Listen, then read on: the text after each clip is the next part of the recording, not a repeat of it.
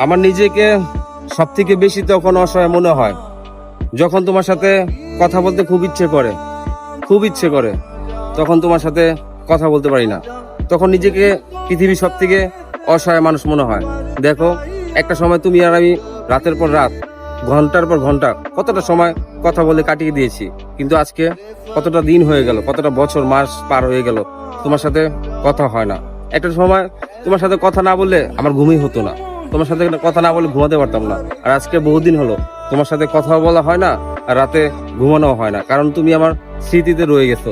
তোমার স্মৃতি আমাকে রাতে ঘুমাতে দেয় না, তোমার স্মৃতি আমাকে আমার ঘুম কেড়ে নিয়েছে, আমার সুখ কেড়ে নিয়েছে, আমার রাতের ঘুম হারাম করে দিয়েছে।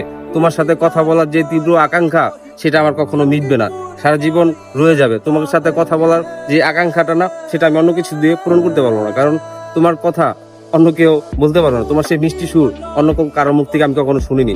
তোমার মুখ থেকে যে ভালোবাসি কথাটা শুনেছি, সেটা আর কখনো কারোর মুখ থেকে শুনতে চাই না।